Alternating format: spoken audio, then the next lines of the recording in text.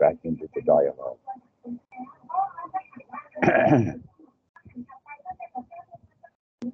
Well, guys, welcome to the Sunday services in the sanctuary of paradise here.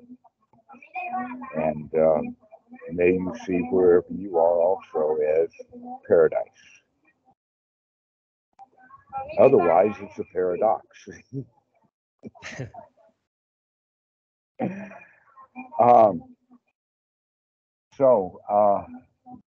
Hans, you were having a question about right effort. Exactly, yes. And the goal-orientedness that prevents us from having right effort. Exactly. Now, not all goal-oriented is problematic. That in fact, our society greatly promotes goal-oriented. All right, except that they take the long range. That why do you have to read the ABCs and the 1, 2, 3s? Oh, so you can learn to read. Why should I learn to read? Oh, so you could get into the second grade. Why should I get into second grade? Oh, so you could get into primary school. Well, why should I go to primary school? So you can go to middle school. Well, why middle school? So you can go to high school.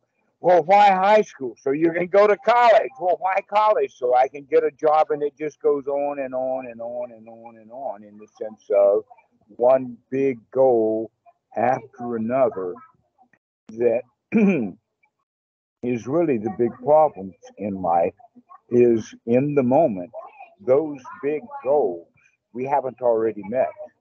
They're big goals because they're way off into the future. In fact, they may not, as you saw my little diatribe about school, those may not be big goals at all.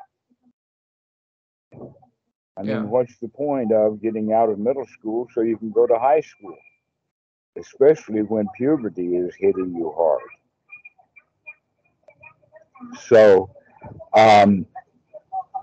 the whole idea of the teaching of the Buddha is to come into the present moment, and we can do that with everything, including our goals. Mm-hmm. That one of the classic definitions of dukkha is not getting what we want. Well, there's the goals for you. So in fact, you can say, well, then someday in the future, someday my prince will come. Then I will get what I want, and then I will be happy. Then I will feel good. Someday my jhana will come. Someday my meditation will pay fruit. And this is very much part of our Western society. Rather than recognizing that what the Buddha is teaching is that number one, let's be in the present moment, especially for the goals, and then we can set our goals to something that we can have, and then we can feel satisfied right then and there. And if we keep practicing that, it becomes a habit of being satisfied. So that when these long-term goal mental thoughts come by, we can do several things. One, we can say, oh, well, I'm feeling satisfied even if I don't get what I want. Or I can say, oh, well, I don't even have to think about that because it'll be dissatisfying when I come. Why don't I come back and just be in the present moment and let that goal be? And then somebody will say, well, I have to do this, that, and the other thing in order to eventually meet that goal. And the answer to that is, can you do this right here, right now, in the present moment, joyfully, without and just forget about the long-term results of what you're doing? That in fact, there's an issue called the butterfly effect. Have you ever heard of the butterfly effect? Yeah. If you change a small thing right now, the future will kind of be completely different. Like, because is it this effect? All like right. If the wing of a butterfly causes some wind, which makes something fall over, which hurts a person, and then this hurts person does something consequential and so on, this effect, right? All right. Well, in that regard, we can say then several things. One, we can also say the butterfly effect is actually that we really don't know what causes what, because so many causes and so many effects are happening so quickly, every microsecond by microsecond, that in fact, the only thing that can put that butterfly wing into the hurricane is mentality. Humans, only we humans would put that connection. The butterfly doesn't say, wow, watch my wings create a hurricane. Right. Random. Mm-hmm. Exactly. So there's the next point to it, and that is that because we don't know what the future is going to bring, that rots our goals anyway. That many times you'll get what you want and you don't ever have to do anything to get it. It just kind of falls in your lap. They call that a windfall sometimes. Mm-hmm. And sometimes that something really good happens and we caused it, but we didn't make that connection. Mm-hmm. Okay. For instance, banks get windfalls on a regular basis because people lose money. Well, if your money's in the bank, when you lose it, then guess who's going to find it? The bank. And so some governments have taken advantage of that. In fact, I know of the state of North Carolina says is that if you have a bank account that has not been used in 2 years, that money is ours, and the bank doesn't. That's evil. Interesting. So that's just happening. Okay. That's not evil. Yeah. What was that, Veda? That's just happening. That's not evil. Evil? Because he said that's evil. Oh, he said that's evil. No, it's not evil. That's another rat hole that we can call down today on the way to the present moment. Right, but I still have a question about right effort, if I might drill down a little bit. So for me, what happens is I've just trained my mind so much to think in progress and stages of meditation that now when I sit down, and I heard some of your videos on right effort already, now when I sit down and I just try to relax that muscle and just, have the intention to do ānāpānasati, but not with kind of force, not with a intent, like not with a kind of tension to get somewhere, then what happens is that my mind kind of wants to do it anyway. That like it comes up and it tells me, oh, now you're on stage 2. Oh, now you're on stage 3. And so it's kind of a trouble dealing with this momentum. Knowing where you are is wisdom. Mm-hmm. Trying to make your reality fit into the box that you put together reading a book is not wholesome. Mm-hmm. There's a difference. Okay.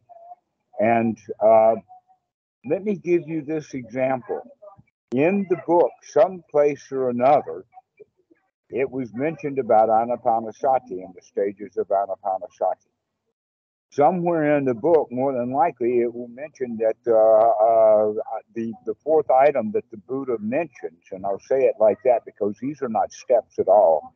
It's just the fourth item that he happened to have mentioned because he was using a different framework rather than chronology, which is the normal mental framework that humans have. All right. That fourth item is to relax the body. Yeah. What do Westerners do with that? Oh, I've got to relax. Oh, I must relax. Must. I got to relax. Okay, that's how we practice ānāpānasati, relaxing the body. Right. By tightening up. Okay. And yet, actual relaxation is something that you do on a regular basis, just probably not often enough.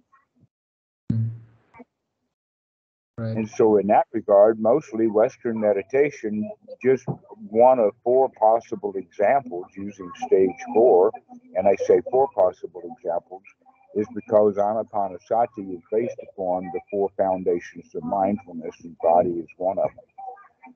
Okay, so relaxing the body, we screw that up. Okay, gladdening the mind, we screw that up. Right.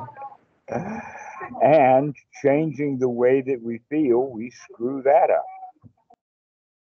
And the thoughts that we have, we wind up screwing that up too.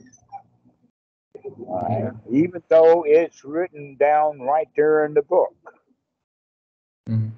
But somehow or another, we get on the train of, I must get some results out of this. When in fact, the whole practice of ānāpānasati is to stop looking for results and experience what you've already got right here, right now. Not result oriented.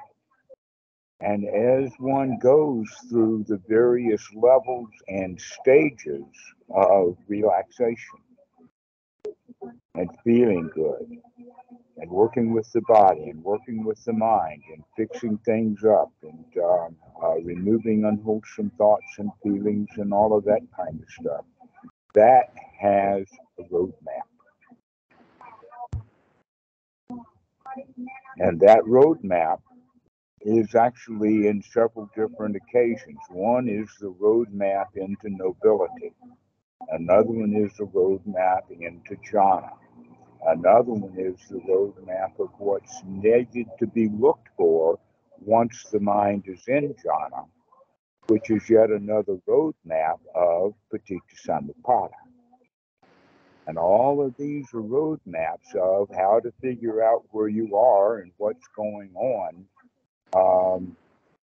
Not in the sense of the practice of deepening and gladdening and relaxing, etc. And then the Westerner reads this stuff in a book and he starts making goals out of it. Mm-hmm.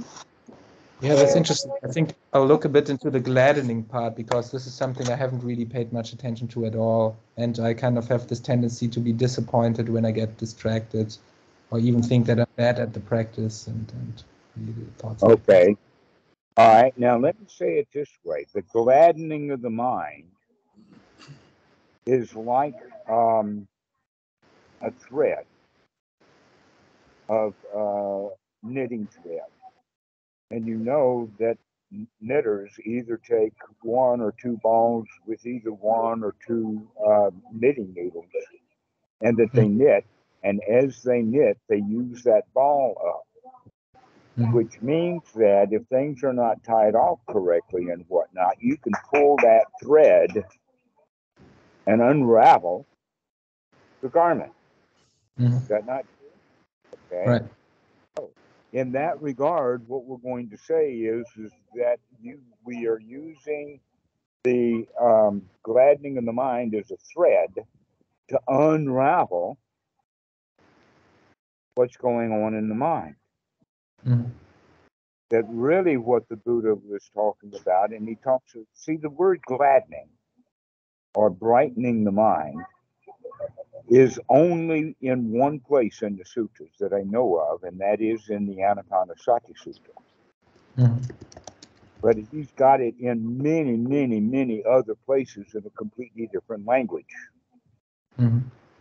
So think about the thread, which is the gladdening of the mind, and then you've got this whole big issue around the hindrances and what each one of them does to the mind and how we get caught up in it, and the fact that these hindrances are always unwholesome, not just in the future, but right now also.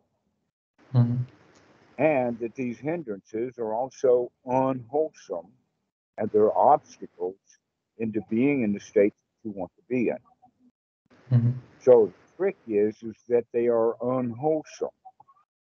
Now there's a sutta number 19 that states about unwholesome thoughts, and he breaks them into, in fact, the name of the sutta is two kinds of thoughts. Two kinds of thoughts is the name of the sutra, number 19 in the Majjhima Nikaya.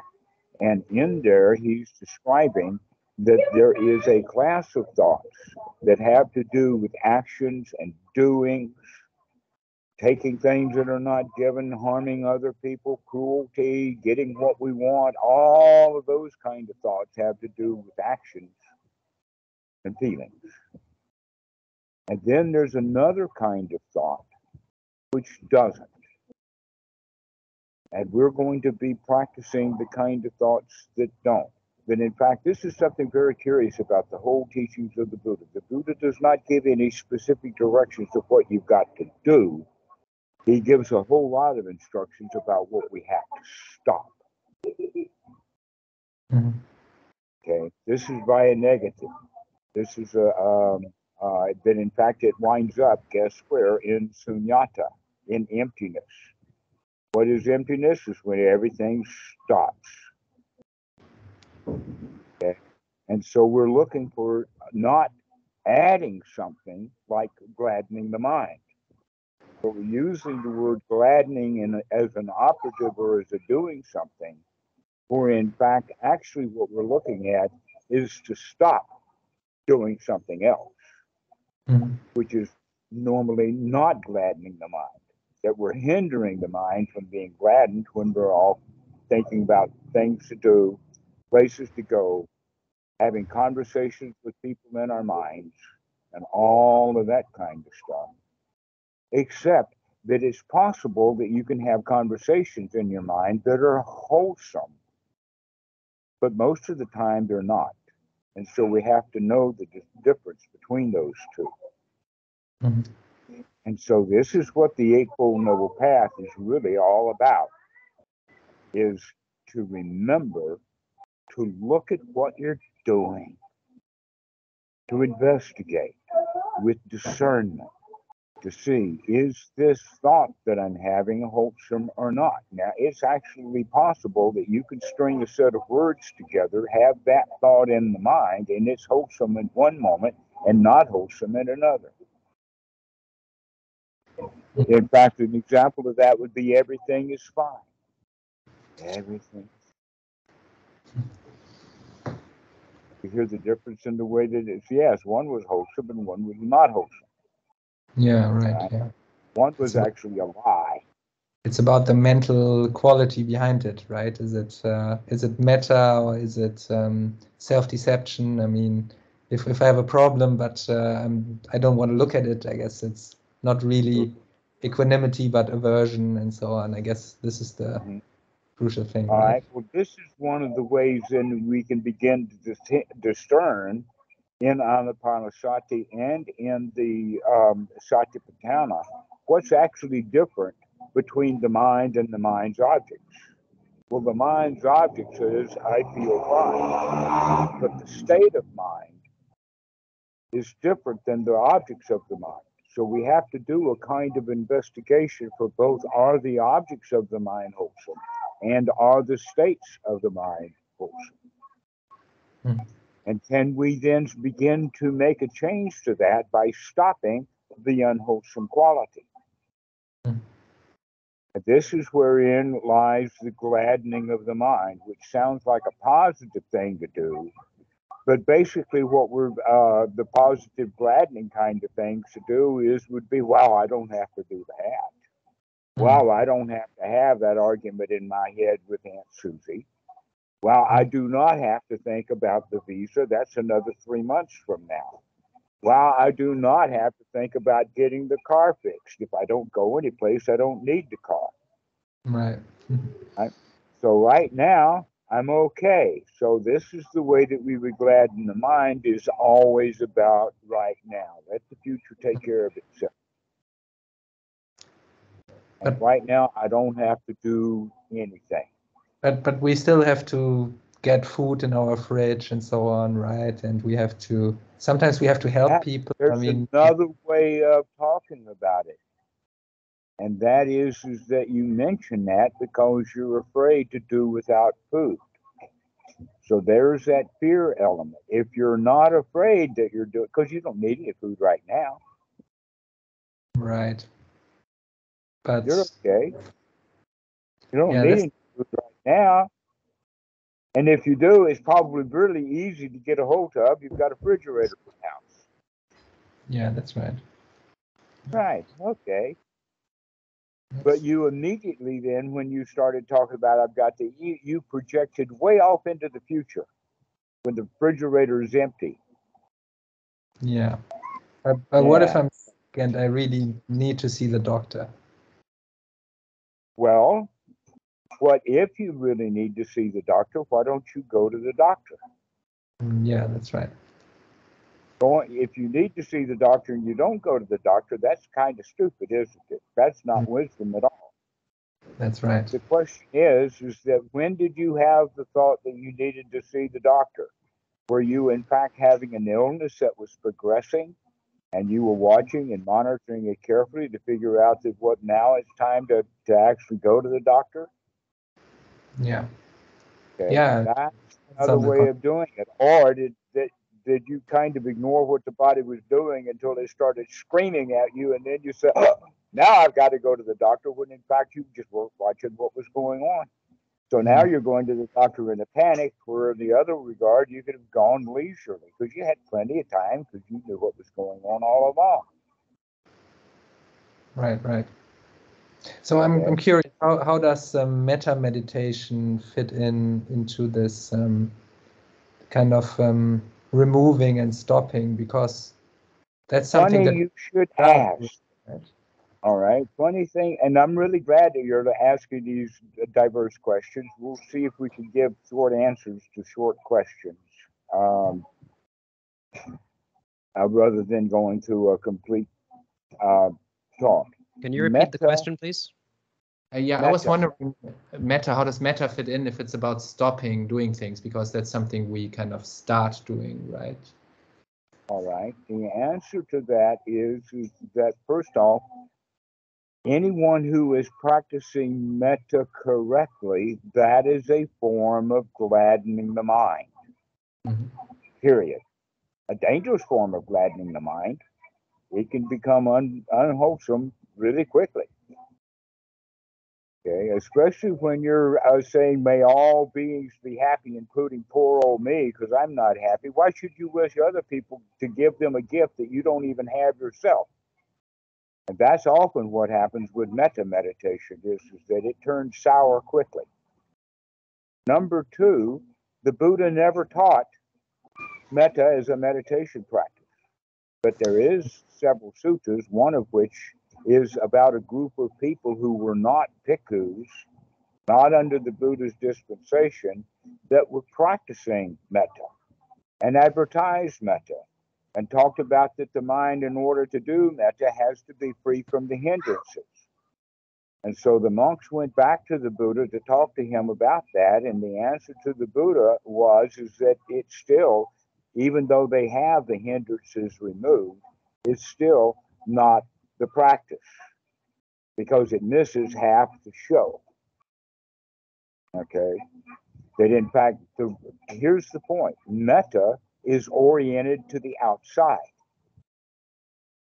And within the teachings of the Buddha, we have both the inner and the outer, and we work on the inner first and get that fixed, and then we can practice on the outer, because we've got the skills to deal with the outside world, because we've built those skills within our own mind. Okay, that someone can sit on the floor, metta, metta, metta, metta, metta, half the day, get up and stumble out of the room and bump into somebody, and where's his metta now? He gets angry.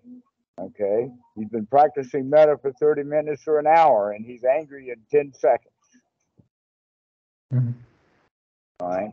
So that's the whole point, is that we don't need to do something on the outside. And in fact, the way of thinking about it is metta is the result of correct practice, but it is not correct practice. It's the result of correct practice. Gladdening the mind is the correct practice, or at least it's the thread that leads into the understanding of that we've got to get the garbage out. Got to get you can use it, but you have to fix the problems. Right, exactly. And wishing something that you don't have on other people, where's that? No, the right way to do it is to actually get the mind in a state that you can actually give metta. And everybody around you is happy. May all beings be happy. Well, who are all beings? How big is your world? In the immediate present, in the immediate moment, right here, right now, I've got one dog, two ladies, another dog, another dog. That's my whole world. And you guys, the three of you. So my whole world right now has less than 10 people in it, and I can make all 10 of you happy. Just did it with you three, just to prove a point. Okay? That's the problem with metta. Is that if you don't have it, you can't give it. You can't wish it on other people. You don't even know what you're trying to give them if you don't have it yourself, which is joy, happiness. But there's more to it than that. And that is that you have to also develop the right attitude that you can make other people happy. All you have to do is remember.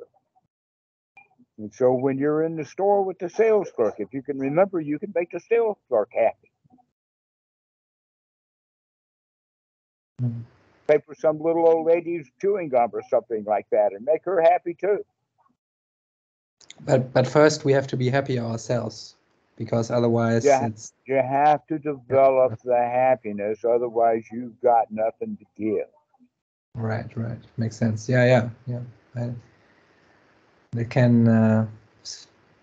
poisons can sneak in if one is dissatisfied, and things... There can be subconscious intentions which are not really the true intentions. But if one doesn't need anything because one is happy, then one can open up. Mm-hmm. Makes sense. Now, why metta meditation has been drug into Buddhism, I'm not sure, but I mean, the Buddhist cat has drug in all kinds of dead things that has become Buddhist. But Buddha says he taught only one thing. He only teaches one thing. He said that in 4 different sutras. He only teaches one thing, and that is dukkha-nirodha. He does not teach monks how to fly. He does not teach magical powers. He does not teach about rebirth and reincarnation. He does not teach metta. And he does not teach jhana. But he did very well with jhana before he was enlightened, put that down and went into austerities. And then he put that down too, but he didn't go back to jhana. But he did get the value out of it when he recognized that it's the first jhana.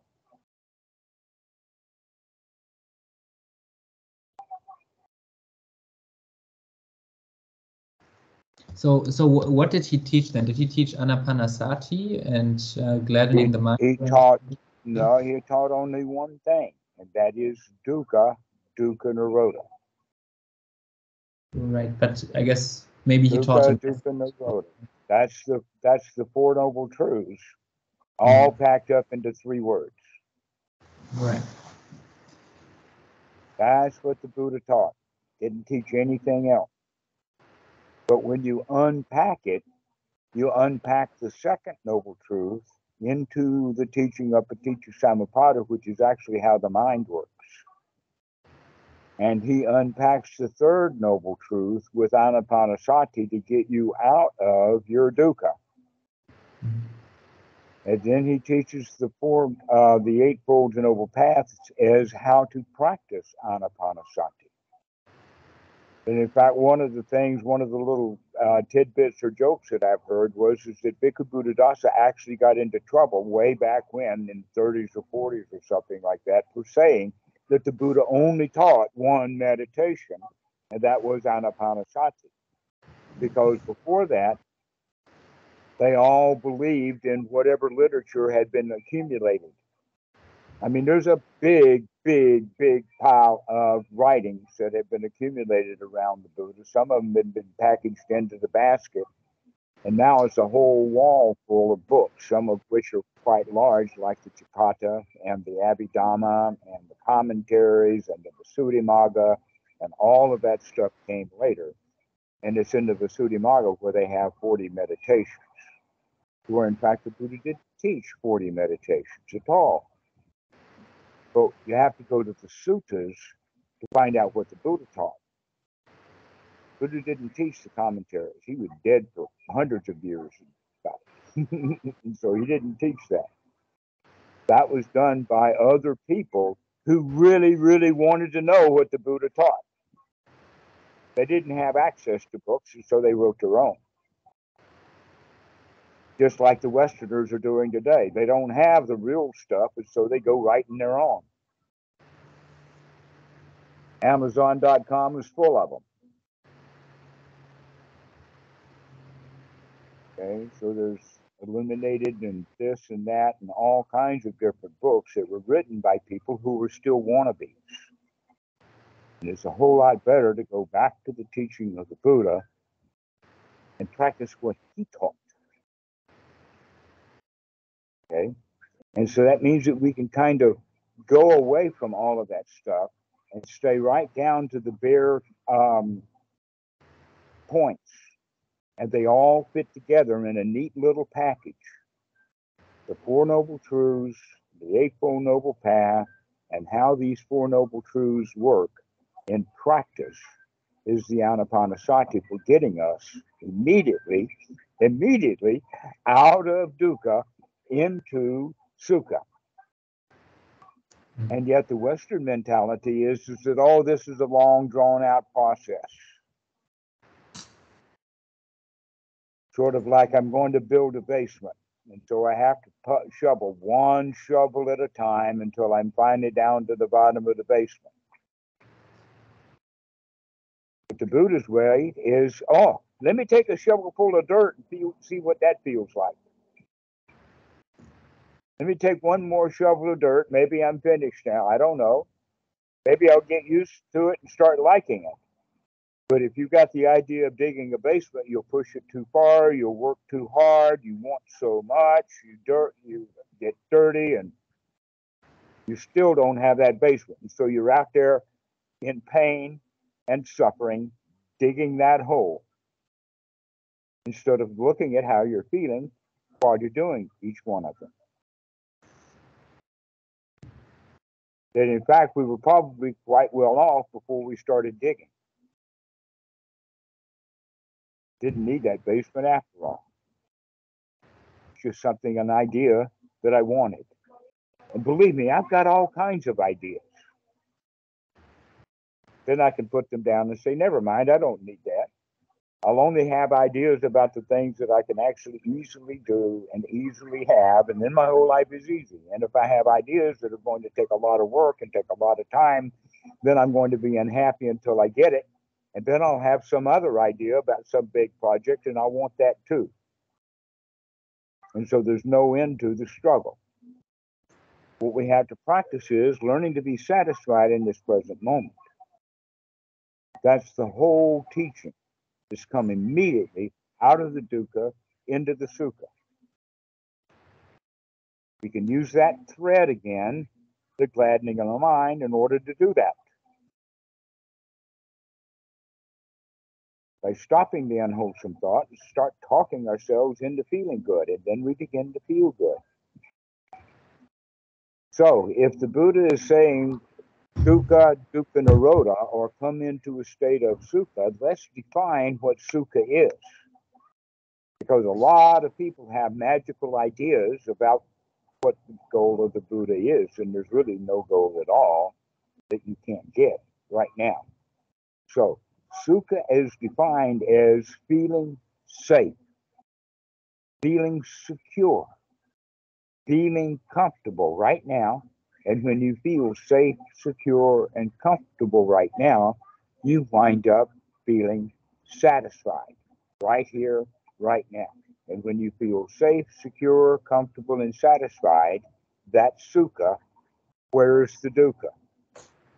If you feel unsafe, then you're going to be dissatisfied because you want safety. If you feel uncomfortable, physical pain, anything like that, then you're not going to be satisfied with it. You're trying to get rid of it. But if you're safe, secure, and comfortable, then you can work on putting the mind into a state of satisfaction. Like, this is enough. I got it. So we practice safe, secure, comfortable, and satisfied over and over and over again. Safe, secure, comfortable, and satisfied. How we get those things, looks like that you're uncomfortable right now, by the way. I'm trying to find a good position to sit while seeing the screen. Right, you're looking for comfort. So you're dissatisfied right now. Notice that you're dissatisfied because you're not feeling comfortable. Yeah, that's right. Thought that I'd mention that because you're actually demonstrating for us what I'm talking about right here, right now. Okay. Do you feel comfortable now? My back feels a little uncomfortable because I'm kind of leaning over a little bit. Because you're not because you're not sitting up. If you would raise your cell phone up to the height of your face, instead of your cell phone is at your midriff. Yeah. Raise it. Sorry? Oh, you're tilting it. I don't want you to tilt it. I want you to raise it physically up about a foot. Like this. Raise up what? Raise. Bring it higher 1 foot off of whatever it was sitting on. So yes, I can tell that he's holding it. All right. No, now it's on a There chair. we go. All right, good. Now you can sit up straight because you don't have to lean over to look at the cell phone. Right, that's right, yeah. So as you're breathing in, you can take in a deep breath and allow the body to straighten itself out like a balloon when you're breathing well. So you take a deep breath, and as you let the breath out, you let the body relax just a little bit, and you're sitting up straight. And then you take another breath with the intention of getting the back straight and the body erect. And it feels good and comfortable to sit erect. You don't have the pull of gravity when you're leaning over. So we can just relax. And so this is how we start to practice. Is sitting upright, taking a deep breath, and relaxing. And then continue to think about that. And when the mind wanders, let us say, out of the room you're in, when the mind wanders out of the room you're in, bring it back to this room and be in this room here now. You can look around the room and see there's no snakes, there's no alligators, you don't have a boogeyman, there's no bear in the closet. So you can go ahead and feel safe right here. There's no tarantulas on the keyboard. Everything that could hurt you can't hurt you right now. Only you can hurt you, and you're not doing that right now. So you can feel safe and secure. You've got the body erect and breathing well, so now you can feel comfortable. And with that, you can begin to feel satisfied. This is good enough right now. This is all we need. Just staying here in the room, taking a breath, and enjoying it. In fact, I can begin to feel good when I feel satisfied. We very rarely feel satisfied. We're always wanting something, always thinking about something we don't have, trying to improve things instead of allowing things to be that improvement already here, right here, right now. Everything's okay. Everything is fine. No place to go and nothing to do. These are all the thoughts that we need. It's just the thought of everything's okay. No problems, no worries. Just sitting here with no place to go and nothing to do. And the spring comes and the grass grows all by itself. I don't have to do nothing. I can just sit here and smile because I got nothing to do. Whatever job there was to do, the job is finished. The mind is now clean and polished, like a beautiful polished shell, and everything is okay. Everything is fine. Isn't that nice? Just to sit here with no place to go and nothing to do.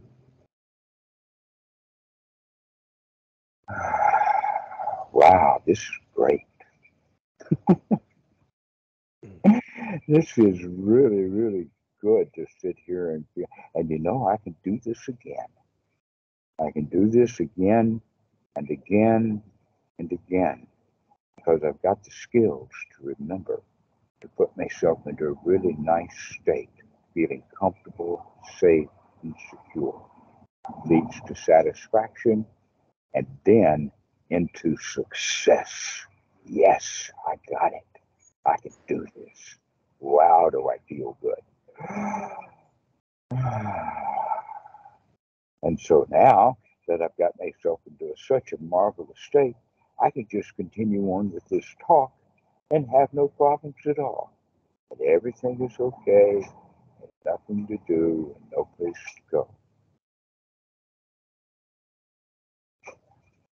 And doesn't it feel nice when we've got no place to go, nothing to do, we don't want anything. We've got everything we need right now. All I need is this next breath. And if I don't take it, I'm going to have a bit of trouble. But if I do take it, then everything is okay.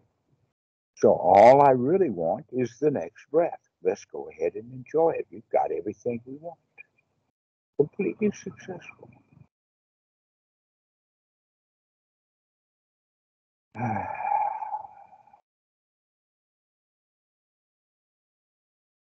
So if I leave you guys this way, you can continue right on and I can just turn the camera off and everybody's happy.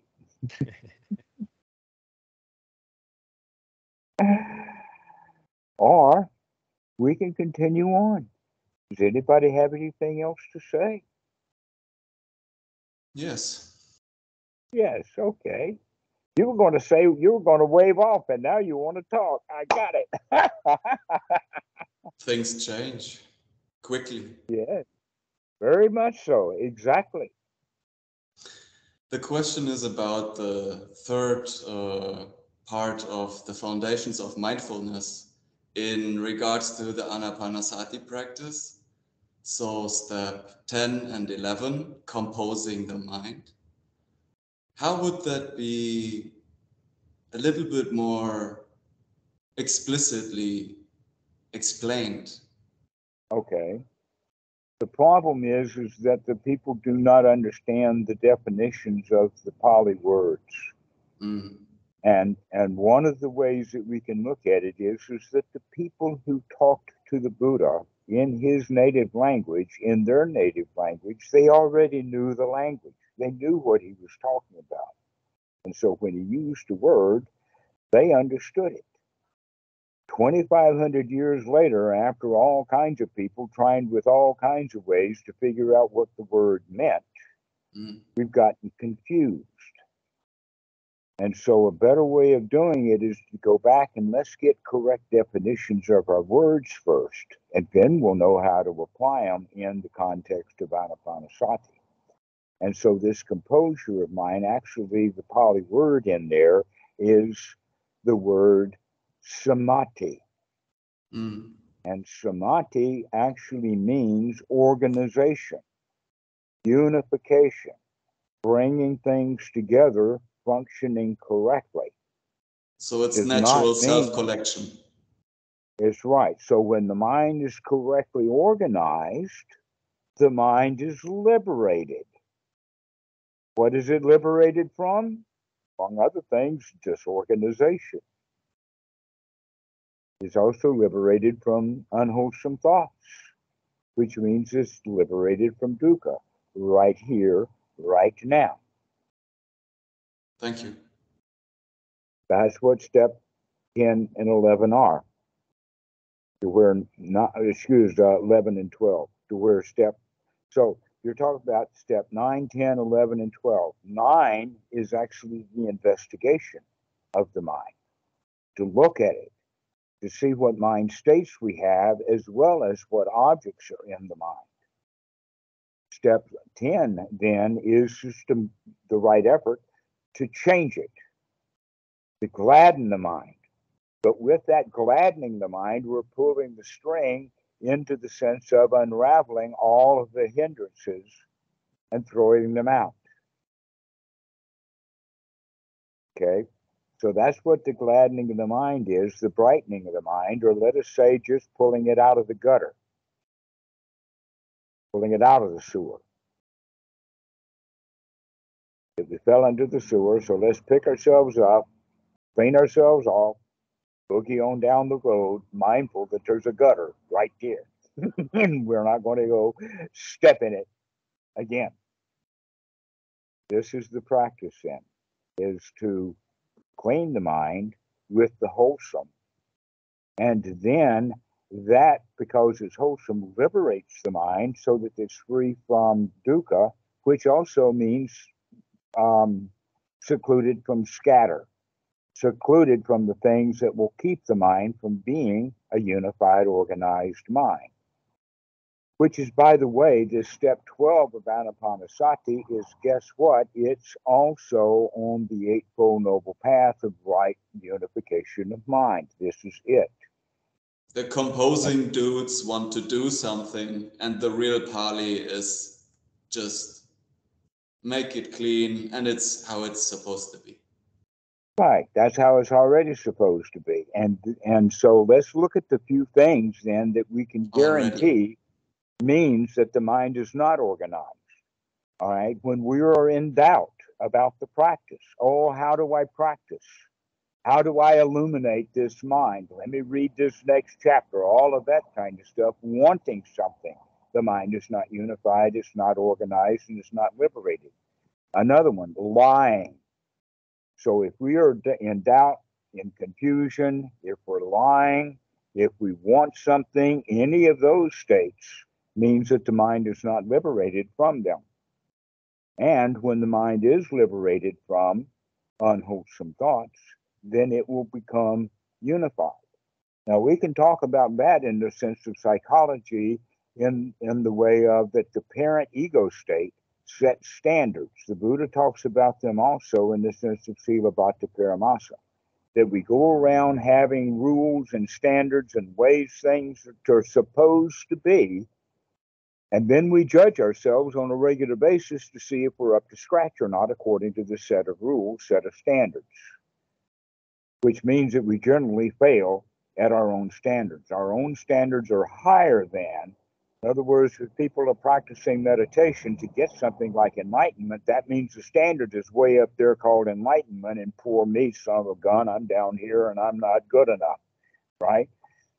And so the whole idea then is to drop the standards, drop the rules, drop all of that unwholesome stuff that keeps us in conflict with ourselves by judging ourselves, and start, instead of being critical of ourselves, we nurture. You're okay, buddy. You're all right. It didn't matter what happened back then. That was an old failure. Forget all about it. You're good enough right here, right now. Take a deep breath and just enjoy the moment. So you can see then that the ānāpānasati, that fits right directly into the Eightfold Noble Path. They're wedded and mated together as if the Buddha just happened to have been talking these two suttas at different times, but he was really talking on both occasions about the same thing. Just relax. That's all we need to do, is just relax. And the most important thing to relax is the unwholesome thoughts. And what are they? Wanting something or being confused, being unsatisfied, So all we have to do is just gladden our mind out of that and say, hey, I've got everything I need. I don't need anything right now. I might need something next year, but when next year comes, I'll be ready for that too. Right now, I'm okay.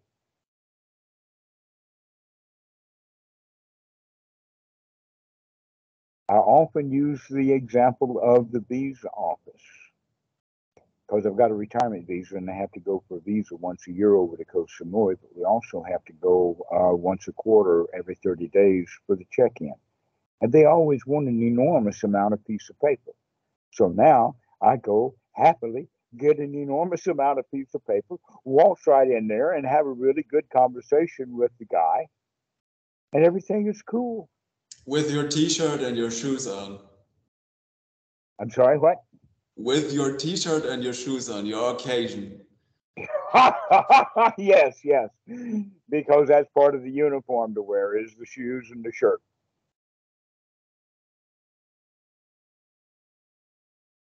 But the shirt will be older than the shoes because somebody gave me a pair of shoes about 5 years ago, but the shirts that I wear are still, gosh, they were bought the year that I disrobed. So that's 2008. And I haven't bought any clothes since then.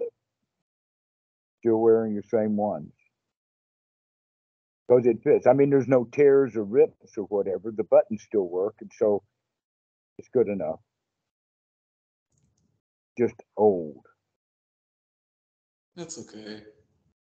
Yeah, just old. And that's all right. That's the whole point. Yeah, just it's old. Okay. We don't say, oh, I got to go get a new one because this one is old. And you say, oh, well, this is just old. And so that's part of the practice is everything in this moment is all right. And if I've got to do something, then I can get my mind together so that I can go do it happily. Rather than practicing out upon. What was that, Marcus? I actually went through a pair of shoes recently. They had holes in the bottom of them, my work shoes. And I was like, oh, I've got to go get some shoes. And then I realized, wait, no, I've got another pair of shoes. I'm just going to wear those shoes. It doesn't matter if they don't fit the style or anything of what's expected at my workplace. I'm just going to wear those shoes. And, all worked out okay. I bet more than one teacher wears dollar flip-flops. More than one teacher wears dollar flip-flops. $30, all they cost. Silicon Valley style. I didn't catch that, Veda. Silicon Valley style. Oh, right. Yeah. I'm just wearing some like sneakers, They're all right. Comfortable, actually, more comfortable than formal. So that's a bonus. How are you going to get your work done in jhana if you're not comfortable? Sometimes it's a problem. Sometimes you call it a problem. Yeah, sometimes I call it a problem, but yeah. That's a delusional thing to do. Yeah. And that keeps you out of being in that samādhi organized. That's just a joke. I'm just joking around. I don't really think it's a problem. I'm just thinking the benefits of laziness in a way. That's something that we never practice is the benefits of laziness. Wow, we ought to write a book by that title. The benefits of laziness. Because then you don't go any place, you don't do anything, and everything you want and need just kind of comes around.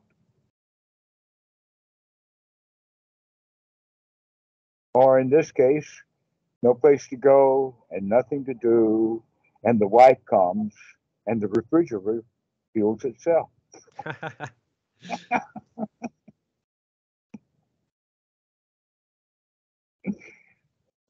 If you do it wisely, that will keep happening.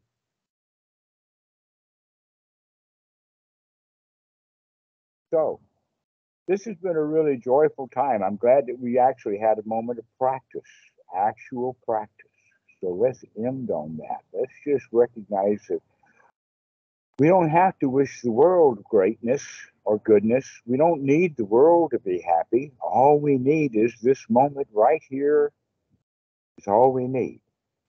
to sit and be comfortable, take a deep breath, and let it out and relax the body into a comfortable state.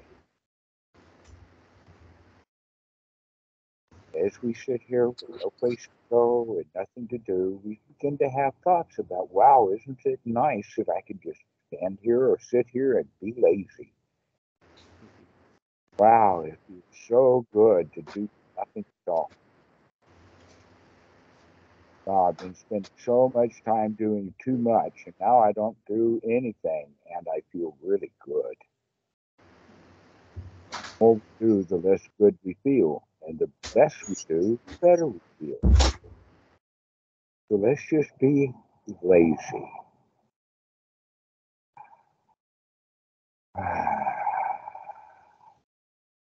Guys, I'm so lazy I couldn't turn the video off. Will somebody do that for me? See you guys later. Just relax. Everything is okay. Sadhu. No place to go, nothing to do, and everything is fine. Okay. Peace out.